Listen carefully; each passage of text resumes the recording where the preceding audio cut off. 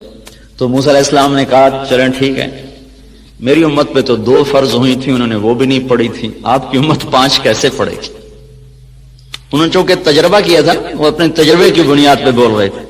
بنو اسرائیل پہ 2 نمازیں فرض تھی، فجر کی 2 رکعت، عصر کی 2 رکعت، بس باقی نفل کو جتنے مرضی پڑھے 2 نماز، اور اس میں رکوع کوئی نہیں تھا، اللہ اکبر سیدھا سجدے میں، اور اس میں تلاوت کوئی نہیں تھی، جو اپنی کتاب تو یاد ہی نہیں کر سکتے تھے، تورات زبور انجیل نے مٹ جانا تھا تو اللہ نے اس کا نظام ایسا بنایا کہ اس کو یاد کو نہیں کر سکتا تھا، تو لہٰذا ان کی نماز میں تسبیح ہوتی تھی، سبحان اللہ سبحان اللہ سبحان اللہ، جو بھی ان کی زبان میں تھا، الحمدللہ اللہ اکبر، وہ تسبیح پڑھتے رہتے تھے اور پھر سیدھے سجدے میں چلے جاتے تھے۔ اللہ تعالیٰ نے ہماری نماز کو مزین کیا قرآن کی تلاوت کے ساتھ۔ قرآن کو باقی رکھنا تھا تو اس کے حافظ پیدا فرما دیے۔ دنیا میں واحد کتاب ہے جو بن سمجھے یاد کی جاتی ہے، بن سمجھے یاد کرائی جاتی ہے۔ یاد کرنے والا بچہ ہے پاکستانی جس کو پتہ نہیں میں کیا یاد کر رہا ہوں، یاد کرانے والا استاد قاری ہے جس نے عربی کو نہیں پڑھا، اسے کچھ پتہ نہیں میں کیا یاد کرا رہا ہوں، اور اس کی تنخواہ اتنی تھوڑی ہے کہ وہ بیمار ہو جائے تو نزلے کی دوا بھی اپنی تنخواہ میں سے نہیں لے سکتا۔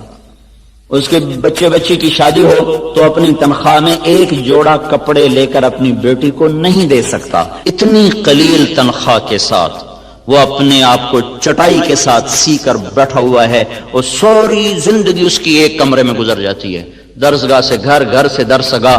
اتنی بڑی مشقت پر اس کو کس نے آمادہ کیا ہے؟ یہ آسمان کا غیبی نظام ہے جس نے قلوب کو مسخر کر دیا ہے، اور ایک طبقہ یاد کر رہا ہے، دوسرا یاد کرا رہا ہے۔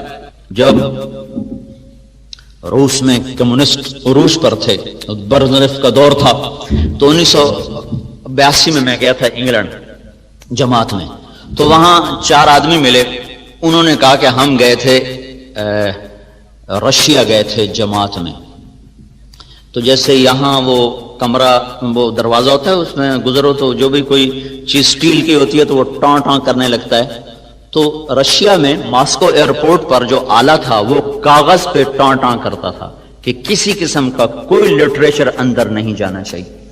کہ ایک ملائیشین ساتھ تھا ہمارے، اس کو وہ آلہ لگائیں تو وہ آلہ بولے، تو اس کے کرتا دیکھا، شلوار دیکھی، کچھ بھی نہیں، انہوں نے اس کے کپڑے اتروا دیے، کچھ بھی نہیں۔ آخر جب وہ انہوں نے جرابیں اترائیں تو جراب کے اندر ایک کاغذ کہیں سے پھنسا ہوا تھا جس پر وہ آلہ ٹاں ٹاں ٹاں کر رہا تھا۔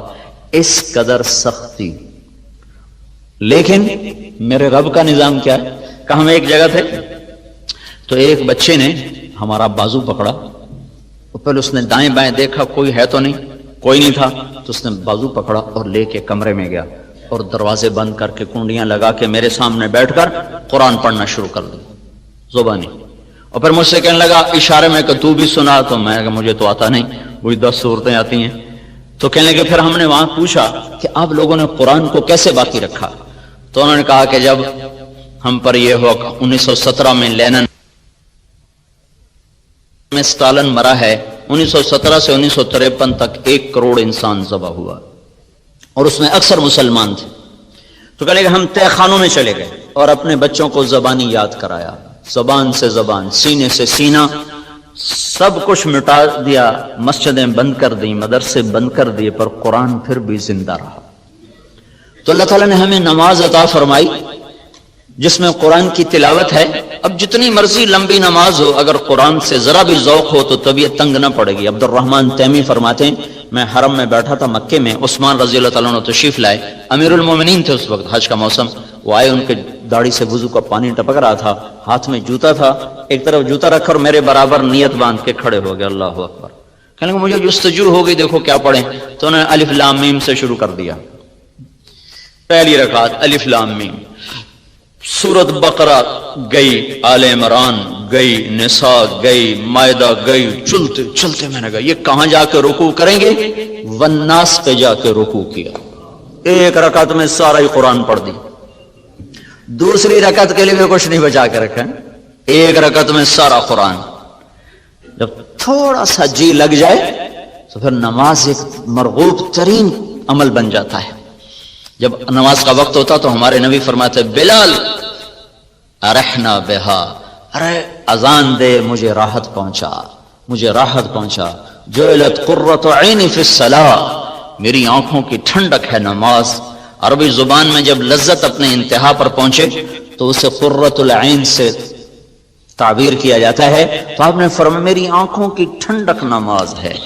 اتنا لمبا سجدہ فرماتے تھے تہجد میں کہ عائشہ رضی اللہ تعالیٰ عنہ متعدد دفعہ سوچ میں پڑ جاتی کہیں انتقال تو نہیں ہو گیا, کہیں وصال تو نہیں ہو گیا. اتنا لمبا قیام فرماتے تھے کہ پنڈلیاں سوج کر پھٹ جاتی تھیں اور ان میں سے خون بہنا شروع ہو جاتا تھا. چلو ہم اتنے لمبے سجدے دیں پر اذان پر ایوب ریسرچ بند تو ہو جائے, کلرک سے لے کر پی ایچ ڈی تک سارے نماز کے لیے مسجد میں موجود ہوں کہ یا اللہ بس تیرے در پر آ گئے, حاضر ہیں. یہ نماز ایک بہت بڑا عمل ہے جو انسانیت کو صراط مستقیم پر لاتا ہے. جتنی نماز میں طاقت پیدا ہو جاتی ہے اتنا ہی اس کے زندگی درست ہونا شروع ہو جاتی ہے. بیمار بیج کا پودا بھی تو بیمار ہی نکلتا ہے, صحت مند بیج کا پودا بھی صحت مند ہوتا ہے. نمازیوں کی 5 قسمیں ہیں, ابن القیم رحمۃ اللہ علیہ نے لکھی ہیں. ایک نمازی وہ ہے جو پڑھتا بھی ہے چھوڑتا بھی ہے, 3 بھی پڑھ لیتا ہے, 5 بھی پڑھ لیتا ہے, 2 بھی پڑھ لیتا ہے, ساری چھوڑ دیتا ہے, ساری پڑھ لیتا ہے. نہ اس کو بے نمازی کہہ سکتے ہیں نہ اس کو پکا نمازی کہہ سکتے ہیں. اس کو جہنم میں پھینکا جائے گا. یہ متہاون ہے, متہاون. فویل للمصلین الذین هم عن صلاتهم ساہون. ویل ہے ان نمازیوں کے لیے, لفظ نمازی آیا ہے تو بے نمازی اس سے مراد نہیں ہے. کون سے نمازی؟ جو اپنی نماز سے غافل ہیں, پڑھی نہ پڑھی, آگے کر دی پیچھے کر دی, قضا کر دی, سفر میں ہیں جی کوئی نہیں گھر جاتے کٹھی پڑھ لیں گے. اس قسم کے جو نماز کے ساتھ اونچ نیچ ہوتی ہے ان کے لیے ویل ہے. ویل کیا بلا ہے؟ ایک ترجمہ تو ہے بربادی اور ایک ترجمہ ہے یہ ایک وادی ہے جس وادی کا ایک ایک بچھو خچر کے برابر بڑا ہے. جو ایک دفعہ ڈستا ہے تو 40 سال تک آدمی اس سے تڑپتا رہتا ہے.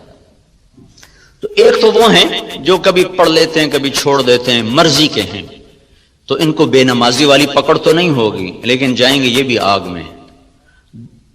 اس شخص کی نماز اس کی زندگی کو نہیں بدلے گی. دوسرا نمازی ہے جو 5 وقت کا اہتمام کرتا ہے, باقاعدگی سے نماز پڑھتا ہے لیکن نماز کے اندر اور باہر برابر ہے, غافل ہو کر نماز پڑھتا ہے, نہ اس کو اندر کا پتہ نہ باہر کا پتہ. جس غفلت کے ساتھ وہ فائل پہ بیٹھا تھا اسی غفلت کے ساتھ وہ صف میں کھڑا ہوتا ہے. جس بے دھیانی کے ساتھ وہ گھر سے نکلا تھا اسی بے دھیانی کے ساتھ وہ نماز میں کھڑا ہوتا ہے لیکن پڑھتا 5 وقت ہے. یہ معاقب ہے, معاقب. یہ نماز کے چھوڑنے یا غفلت کی وجہ سے جو پکڑ ہے اس میں نہیں آئے گا لیکن اس کی ڈانٹ ڈپٹ ہوگی, تنبیہ ہوگی. معاقب. اس کی نماز بھی اس کی زندگی پر اثر انداز نہیں ہوگی. اس میں وہ جواب آ گیا ہے جو نماز پڑھ کے بھی لوگ رشوت لیتے ہیں, نماز پڑھ کے بھی لوگ گالیاں دیتے ہیں, نماز پڑھ کے بھی لوگ یہ کرتے ہیں. ایسی نماز کا کیا فائدہ؟ یہ بات تو غلط ہے. ایسی نماز کا فائدہ یہ ہے کہ نماز نہ پڑھنے کی سزا نہیں ملے گی. گالی دینے کی سزا ملے گی, نماز نہ پڑھنے کی سزا ملے گی. یہ اس سے بدرجہ بہتر ہے جو گالیاں بھی دیتا ہے نماز بھی نہیں پڑھتا. 2 جرم ہو گئے.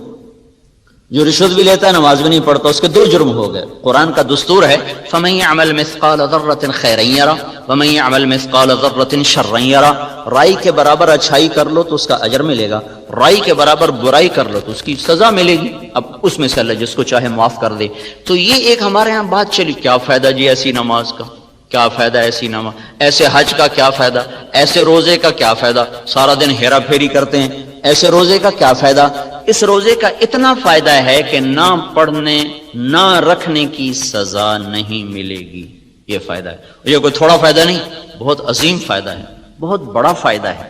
تو کسی گناہ کی وجہ سے کسی نیکی کو چھوڑنے کا حکم نہیں ہے اور کسی نیکی کے غرور میں آ کر کسی گناہ کے کرنے کا حکم نہیں ہے.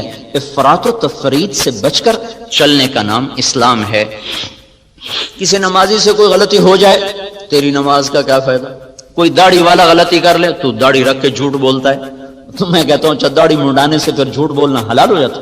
اور ساڑی تا جی خیر ہے تسی داڑھی رکھ کے جھوٹ بولی جاندے ہو, کیوں تیرا کلمہ میرا کوئی وکھرا ہے. بھائی جھوٹ کا حرام ہونا داڑھی کی وجہ سے تو نہیں, جھوٹ کا حرام ہونا تو کلمے کی وجہ سے ہے. سچ کی پابندی داڑھی کی وجہ سے نہیں ہے, سچ کی پابندی تو کلمے کی وجہ سے. عدل و انصاف کا تقاضا کلمے کی وجہ سے ہے نا، کہ داڑھی کی وجہ سے. ان کا جی داڑھی رکھ کے گناہ کریں پھر بڑی بری بات ہے. تو میں نے کہا کلمہ پڑھ کے جو گناہ کرتے ہو وہ بری بات نہیں. شرم و حیا کے تقاضے کلمے کے ساتھ متعلق ہے. شرم و حیا کا جوڑ کلمے کے ساتھ، اور جتنے بھی حلال و حرام کے ترازو ہیں وہ کلمے کے ساتھ ہیں. اس کا حصہ ہے داڑھی، یعنی کہ داڑھی کی وجہ سے شریعت زیادہ سخت ہو گئی ہے، یا نماز کی وجہ سے میرے اوپر حکم زیادہ ہیں اور آپ کے اوپر کم ہیں. داڑھی رکھنے کی وجہ سے میرے اوپر سچ بولنا فرض عین ہو گیا اور نہ رکھنے کی وجہ سے میرے لیے حلال ہو گیا. یہ بات تو نہیں ہے. تو دوسرے درجے کا نمازی جو ہے تو پابند لیکن غافل ہو کر پڑتا ہے. تیسرا درجہ نمازی وہ ہے جو نماز کا اہتمام بھی کرتا ہے اور کوشش بھی کرتا ہے کہ میں ٹھیک ٹھیک پڑھوں، اللہ کے دھیان سے پڑھوں. تو کبھی گھر کے سامنے کبھی اللہ کے سامنے، بس اس طرح وہ گھومتا رہتا ہے، ڈولتا رہتا ہے، کبھی ادھر کبھی ادھر کبھی ادھر کبھی ادھر، لیکن کوشش کرتا رہتا ہے. یہ معفو عنہ، یہ ہے جس سے اللہ درگزر فرمائے گا. تو ٹھیک ہے، کوشش کی ہے. ابھی تک نماز پر جو قرآن کے وعدے ہیں، تنہا عن الفحشاء والمنکر ونحن نرزقك والعاقبۃ للتقوى وقد افلح المؤمنون الذين هم في صلاتهم خاشعون. کامیاب ہو گیا نماز پڑھنے والے، اور رزق ملے گا نماز پر، اور برائی سے نکل جاؤ گے نماز پر. ابھی وہ درجہ نہیں آیا. چوتھا درجہ آ گیا ہے، وہ جس پر نماز اپنی طاقت کے ساتھ ابھر کر آتی ہے. وائرس سے بچی ہوئی نماز ہے. وہ کیا ہے، جب آدمی کہتا ہے اللہ اکبر تو اس کے بعد وہ سب سے کٹ جاتا ہے اور صرف اللہ کی ذات کے سامنے وہ مگن ہو کے کھڑا ہو جاتا ہے. یہ ہے قرآن کا مخاطب نمازی. اور یہ وہ نماز ہے جو اس کو برائی سے بھی روکے گی، بے حیائی سے بھی روکے گی. یہ وہ نماز ہے جو اس کے ناممکن کو ممکن کر کے دکھا دے گی. اس نماز پر وہ نظام چل سکتا ہے جو ساری دنیا کے انسان نہیں چلا سکتا، کہ اللہ اکبر پھر اور کوئی یاد نہ رہے، پھر بس اللہ ہی ہو.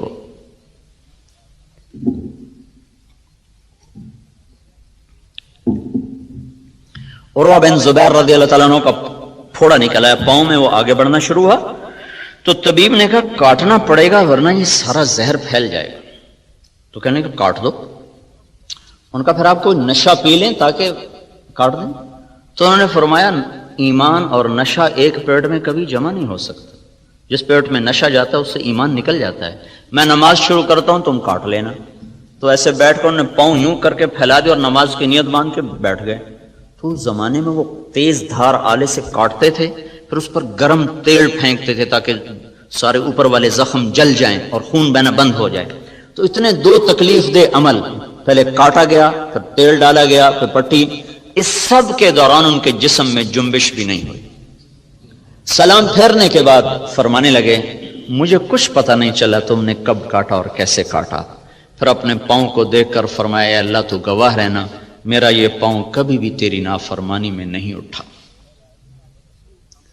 یہ وہ نمازی ہے جس کی نماز پر اللہ تعالیٰ کے وعدے ہیں، نماز پڑھو گے یہ ہو جائے گا، نماز پڑھو گے دروازے کھل جائیں گے، نماز پڑھو گے جنت مزین ہو جائے گی، نماز پڑھو گے فتوحات کے در کھلیں گے، نماز پڑھو گے رزق کھلے گا، نماز پڑھو گے برائی سے نکلو گے، نماز پڑھو گے اللہ کی غیبی تائید تمہیں شامل ہو جائے گی، نماز پڑھو گے ناممکنات تمہارے لیے ممکن ہو جائیں گی. یہ وہ مقام ہے جہاں پر آ کر اللہ تعالیٰ کا غیبی نظام حق میں ہو جاتا.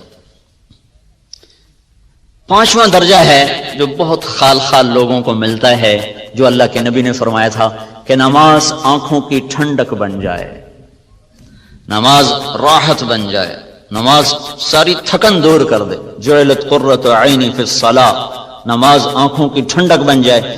یہ مقربین لوگ، وہ 22ویں گریڈ کے لوگوں کو یہ نماز ملتی ہے.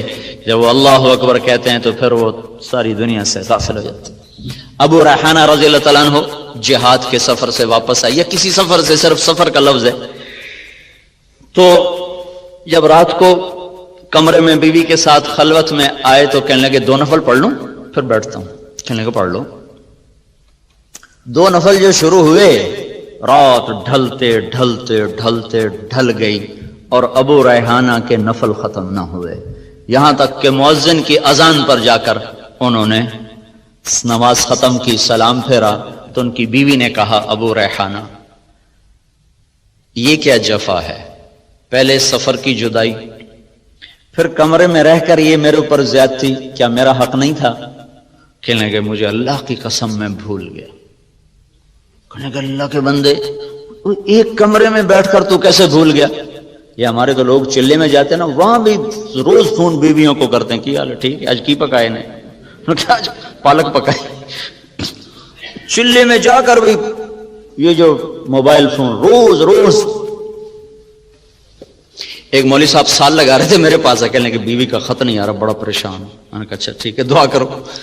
تو کوئی 15-20 دن گزرے تو میں گزرا تو وہ مولوی صاحب جو تھے نا ایسے لیٹے ہوئے، امریکہ سے آئے تھے سال لگانے کے لیے جماعت، تو لیٹے ہنس رہے تھے۔ اب یقین مانے مجھے کچھ پتہ نہیں، لیکن میں نے اندازہ لگایا کہ لگتا ہے خط آ گیا۔ میں نے کہا مولوی صاحب کیا بیگم کا خط آ گیا؟ کہنے لگے ہاں آ گیا۔ اور یہاں ایک کمرے میں ان کو یاد ہی کوئی نہیں ہوا میرے پاس کوئی ہے۔ تو وہ کہنے لگی اللہ تیرا بھلا کرے، تجھے میں کیسے بھول گئی، تیرے برابر تو بیٹھی ہوں۔ کہنے لگے جب میں نے قرآن پڑھنا شروع کیا تو میرے آگے جنت کھل گئی، مجھے کچھ یاد نہیں رہا۔ یہ بھی نماز کا ایک درجہ ہے۔ پر چلو یہ نہ صحیح، اتنا تو ہو، کوئی ادھیڑ بن تو ہو، کچھ ادھیڑ بن تو ہو۔ ادھیڑنا بخیل ادھیڑ کے رکھ دیے، کچھ بنے کچھ ادھڑے، اتنی تو ہو جائے نماز، کبھی اللہ کے سامنے کبھی گھر کے سامنے۔ جب ایسی نہ پڑھ سکیں تو پھر بعد میں نہ، اس لیے تو ہے جب آپ سلام پھیرتے تو کہتے تھے اللہ اکبر، پھر کہتے تھے استغفر اللہ استغفر اللہ استغفر اللہ، میرے مولا مجھے معاف کر دے، مجھے معاف کر دے، مجھے معاف کر دے۔ کون سا گناہ کیا ہے جس پر معافی مانگی جا رہی؟ یہ کیا ہے کہ جیسے تیرے سامنے کھڑا ہونا تھا میں نہیں کھڑا ہو سکا، مجھے معاف کر دے۔ جیسے تیرے سامنے سجدوں کی ضرورت تھی میں ویسے سجدے نہیں کر سکا، یا اللہ تو مجھے معاف کر دے۔ تو اللہ تعالیٰ آپ کو وہ سجائے گا، وہ علم آپ پر کھولے گا کہ جیسے آج کا یہاں کا بڑا ڈاکٹر وہ ہے جو یورپ سے امریکہ سے ڈگری لے کر آ رہا ہو، پھر ایک وقت آپ اپنی آنکھوں سے دیکھیں گے کہ وہاں سے دنیا اڑ اڑ کر آئے گی اور آپ سے سیکھے گی کہ ہمیں بھی بتاؤ۔ 700 سال تک اسپین مرکز نہیں رہا، قرطبہ کے یونیورسٹیاں بھری ہوتی تھی ساری دنیا کے طلبہ سے، بغداد کی یونیورسٹیاں بھری ہوتی تھی ساری دنیا کے طلبہ سے، کھچ کھچ کر انسانی 1000 برس تک انسانوں کو قانون دیا ہے، زندگی کے راستے بتائے ہیں۔ 200 سال سے زوال ہوا ہے تو ہم اتنے احساس سے کمتری کا شکار ہو گئے کہ جیسے ہمارے پاس کوئی سرمایہ کوئی نہیں۔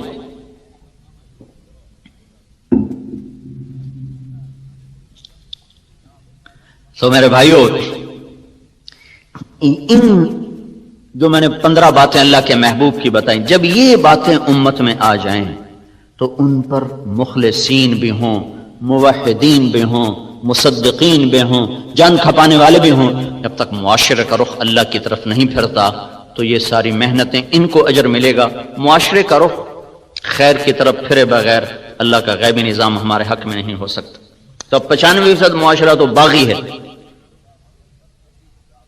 تو ایسے معاشرے کو جیسے کھرے بیج کی تلاش ضروری ہے، کھرے انسان بنانے بھی ضروری ہیں۔ صرف بیج بنانے سے کام نہیں بنے گا، اس کے ساتھ ساتھ انسانوں کو بنانا بھی ضروری ہے۔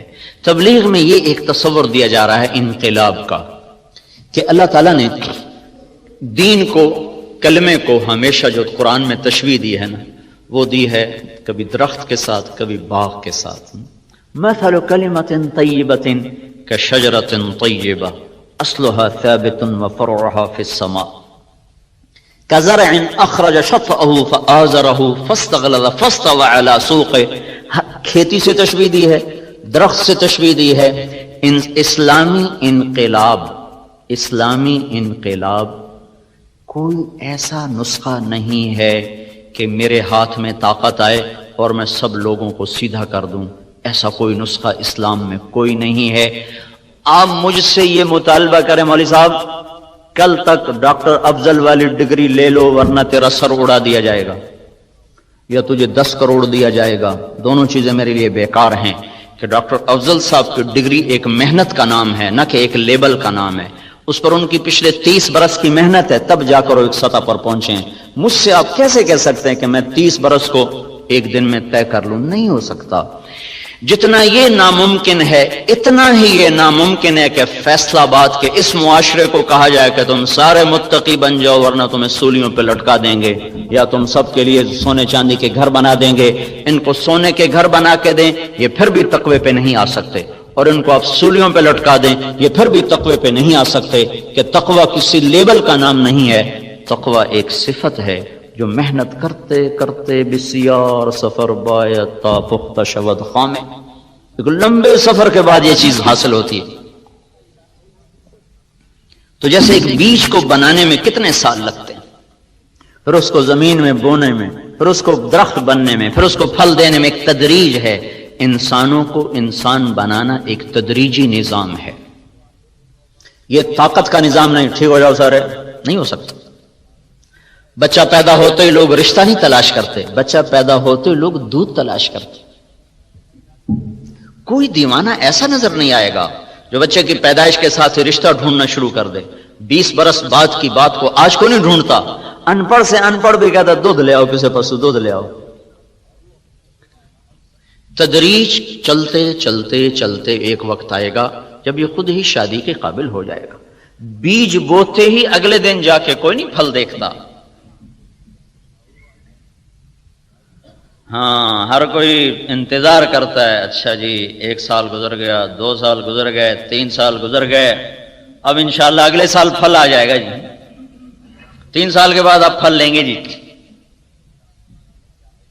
ہم نے باغ لگایا تھا کوئی 30-32 ایکڑ، تو ابھی چند پہلے کی بات ہے، میرا چھوٹا بھائی مالی سے پوچھ رہا تھا، ہم نے کہا پھل کدا لینا ہے کہ جی حالی 2 سال دیر ہے، تو اس نے کوئی نہیں کہا یار اسی بڑی دیر نال لایا سانو ہنے پھل چاہیے۔ اچھا بھائی ٹھیک ہے، تدریج کائنات کا ایک ایسا محکم قانون ہے جس کو نہیں توڑا جا سکتا، لیکن دین کے معاملے میں ہم جذباتی ہو جاتے ہیں، اس میں کہا ابھی ہو جائے، ابھی ہتھیلی پہ سرسوں جما دیں۔ راواں میرے گاؤں کے ساتھ ہی قصبہ ہے راواں، تو وہاں میں جماعت میں گیا تھا، تو ایک وہاں صاحب تھے، وہ بڑے جوش میں آ گئے، تم تبلیغ والے بالکل تمہارے اندر نہ کوئی ایمانی غیرت ہے، میرے ہاتھ میں طاقت دو، میں ایک دن میں سب کو سیدھا کر دوں، تمہارے پاس اتنے لوگ اکٹھے ہو گئے، تم سارے اسلام آباد کا رخ کر دو تو انقلاب آ جائے گا، تم کیا ایسے لوگ اکٹھے کرتے ہو چلے جاتے ہیں، میرے ہاتھ میں طاقت تو میں سب کو ایک دن میں سیدھا کر دوں۔ بیچ میں ایک آدمی بولا میاں صاحب تھوڑے پتر نماز پڑھ دینا، کہ وہ تو کوئی نہیں پڑھ دے کہ پہلے انہوں نے تو پڑھا لو، ڈنڈے سے تو اولاد نہیں مانتی۔ میں جب اسکول میں تھا سینٹرل ماڈل 69 تک میں رہا، 64 سے 69 تک میٹرک وہیں سے کیا تھا، 6 سے 10، تو ہمارے ایک وارڈن آ گئے تھے ہاسٹل کے، طالب حسین مرحوم، بڑے نیک استاد تھے، لیکن اس وقت ہماری سوچ فاسد، تو ہمیں بالکل زہر لگتے تھے۔ انہوں نے نماز کو لازمی قرار دے دیا، حاضری ہوتی تھی مغرب کی نماز میں اور عشاء کی نماز، 2 نمازوں میں حاضری ہوتی تھی۔ تو عشاء کی نماز ہو رہی تھی، میں سب سے پچھلی صف میں کھڑا تھا، میرے برابر میں ایک لڑکا مرید کے کا آ کے کھڑا، میرا روم میٹ تھا، 1 سال مجھ سے پیچھے تھا، تو اس نے آ کر نماز کی نیت باندھی، 4 رکعت نماز فرض عشاء واسطے طالب حسین دے، اللہ اکبر۔ ہاں جی، وہ میری نماز بھی ٹوٹ گئی، اور میں کہا ایک ہی کیتا ہے کہ میں تو طالب حسین دی پڑھدا پیا، رب دی تو پڑھدا کوئی۔ تو ہم لوگ جو کہتے ہیں حکومت تم تبلیغ والے ایسے ہی بس مری مری باتیں کرتے ہو، ڈنڈا ہاتھ میں سب کو سیدھا کر، وہ ایسے سیدھے ہوں گے جیسے وہ سیدھا ہوا تھا، واسطے طالب حسین دے، اللہ اکبر۔ افراد کو بنانا پڑتا ہے، حکم سے نہیں بنتے، افراد تیار کیے جاتے ہیں، اور ہر اینٹ کو الگ الگ پکایا جاتا ہے، ہر اینٹ الگ الگ آگ مانگتی ہے، تب جا کر وہ تیار ہوتی ہے، پھر جا کر وہ دیوار پہ لگتی ہے۔ ایسے ہی معاشرے کو ایمانی اصولوں پر لانے کے لیے ہر مرد عورت پر الگ محنت کرنا ہوگی، ورنہ اللہ نبیوں کو شروع میں دے دیتا معجزے، پھونک مارتے سارے ٹھیک ہو جاتے۔ معجزات نہیں دیے گئے، معجزات دیے گئے قوت کو بتانے کے لیے، ایسا کوئی معجزہ نہیں دیا گیا کہ ایک نظر ڈالیں اور سب سارے ایمان لے آئیں۔ اللہ کے نبی سے بڑھ کر کس کی نظر ہوگی؟ چونکہ ہمارے ہاں ایک تو جہالت ہے، اور جہالت کا علاج کوئی نہیں، سارے مرض کا علاج ہے، تو جہالت کا علاج کوئی نہیں۔ اور ہم ہندوازم سے آئے اسلام میں تو یوگ کا ایک تصور ہے، ان کے کرتب، ان کے کرشمے اور ان کی وہ عجیب و غریب حرکات سکنات، اسی پر ہم ولایت کو بھی تولتے چلے گئے۔ اور کچھ ہمارے ہاں چونکہ علم حدیث کا نہ کوئی پہچان ہے، نہ معرفت ہے، نہ قرآن سے مناسبت ہے، تو جس نے جو لکھ دیا وہ یہ ڈائجسٹوں نے، کچے پکے رسالوں نے انسانی عقائد کو بہت زیادہ متاثر کیا۔ کہجی وہ تو ہکے نظر نال بیڑے پار ہو جاندے، ہکے نظر نال بندہ کنارے لگ جائے۔ میں کہ چلو ہکے نظر نال کوئی بی تو بنا دو، ہکے نظر نال کوئی ڈاکٹر افضل تو بنا دو، ہک نظر پائی تو ڈاکٹر شعیب بن گیا، چلو بھائی۔ ہیں کبھی کہیں کوئی دیکھا کہ ایک نظر سے ڈاکٹر شعیب جیسا محنتی آدمی اور محقق پیدا ہو جائے؟ یا آپ سارے ماشاءاللہ اپنے لائن کے ماہر لوگ بیٹھے ہوئے، آپ کی زندگیاں لگ گئیں تب جا کے ایک دولت نصیب ہوئی۔ دین اس سے کھربوں گنا قیمتی دولت ہے، ایک نظر سے اللہ دے سکتا ہے کسی کو؟ اللہ کے محبوب سے بڑی نظر کس کی ہوگی؟ اللہ کے محبوب سے طاقتور تاثیر صحبت کس کی ہوگی؟ اور آپ کو کتنی تمنا تھی کہ قریش میری قوم ایمان لے آئے، قوم نے نکالا، ایمان نہیں لائے۔ 250 آدمی ٹوٹل مسلمان تھے جب آپ مکہ چھوڑ کر تشریف لے تھے، 250 ٹوٹل، 13 برس کی محنت میں 250 آدمی۔ یہ زمانہ کرشمات کا نہیں ہے، معجزات کا نہیں ہے، اسباب کا جہان ہے، انسان بنانے پڑتے ہیں، اور انسان بنتا ہے مسجد میں جا کر۔ مسجد ہے جو انسان کو انسان بناتی ہے، مسجد کی زندگی، مسجد کا ماحول ہے جو انسان کو انسان بناتا ہے، جس سے لیبارٹری میں آ کر سائنس کھلتی ہے، مسجد میں جا کر انسانیت کھلتی ہے۔ یہ پہلا گھر اللہ نے زمین پر بنایا تو مسجد کو، ان اول بیت وضع للناس للذی ببکۃ مبارکا، پہلا گھر جو ہم نے زمین پہ بنایا ہے وہ بیت اللہ کو بنایا ہے، مسجد کو بنایا۔ ہمارے نبی جب مدینے میں گئے سب سے پہلے قباء میں گئے تو مسجد بنائی، مدینے میں پہنچے تو مسجد کو بنایا، پھر امت کا تعلق مسجد کے ساتھ جوڑا۔ یہ تعلق انسانوں کو انسان بناتا ہے۔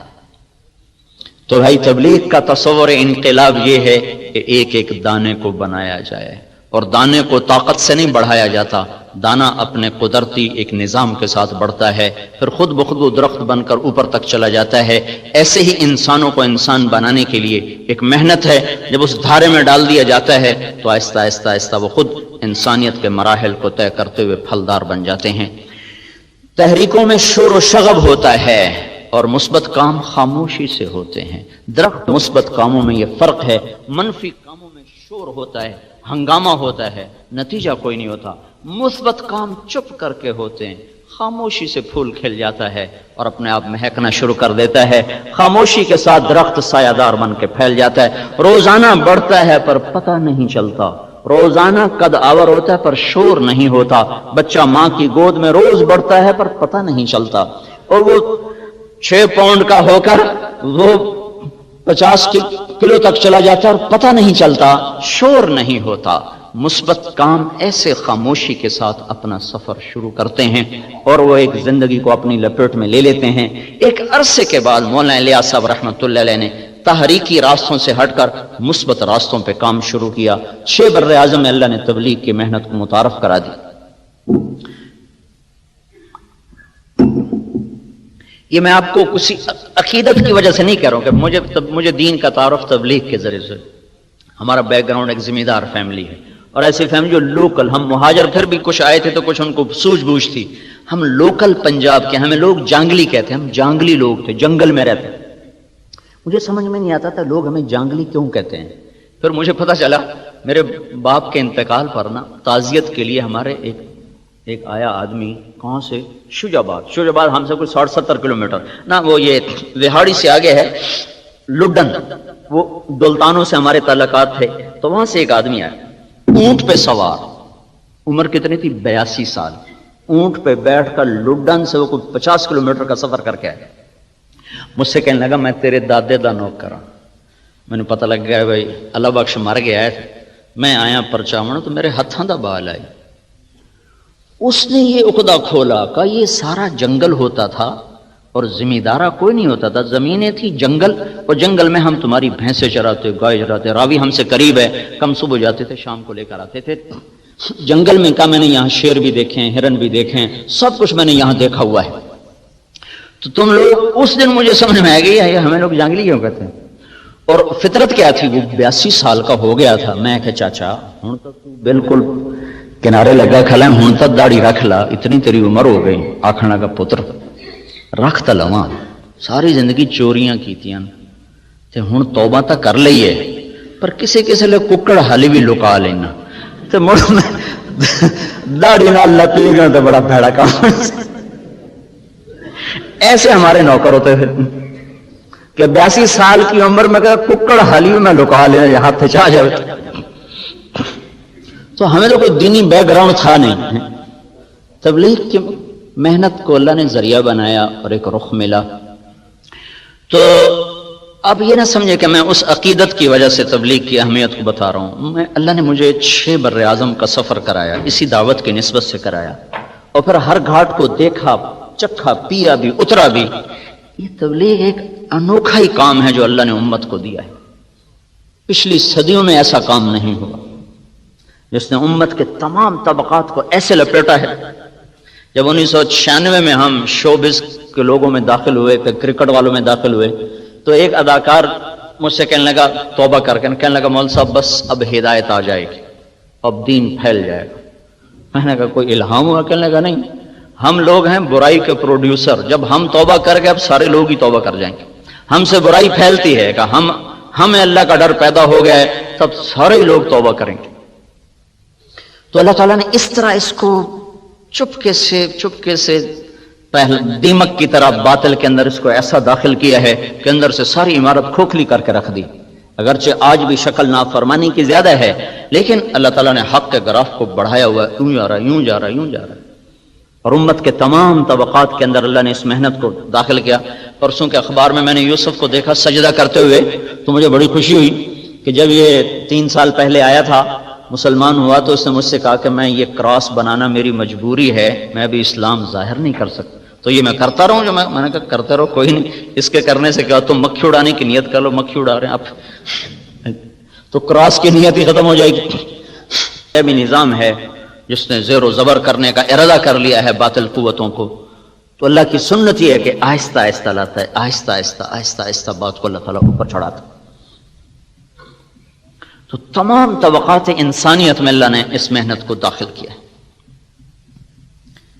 تو آپ بھائیوں کی خدمت میں گزارش ہے، اپنے تحقیقاتی کاموں کے لیے وقت نکالو، جہاں اچھے بیج تیار کرنے وہاں اچھے انسان بھی تیار کرنے ہیں۔ یہ ادھورا کام ہو، ہم امت محمد صلی اللہ علیہ وسلم ہیں، ہماری ذمہ انسان بنانا بھی ہے، خود بھی انسان بننا ہے، اوروں کو بھی بنانا ہے، اور انسانیت کے لیے سہولت کی راہوں کو بھی ہموار کرنا ہے، اپنے شعبے کے ساتھ بھی انصاف اور انسانیت کی بھی خدمت کرنی ہے، ان کو بھی اللہ کے قریب کرنا ہے۔ وہ احسان عظیم ہے، دنیا میں تبلیغ سے بڑا ویلفیئر کا کام کوئی نہیں ہے، جو دیکھنے میں کچھ بھی نہیں نظر آتا، لیکن یہ وہ ویلفیئر سوسائٹی ہے جو انسانوں کو جہنم سے ہٹا کر جنت کے راستے پر ڈال دیتی ہے۔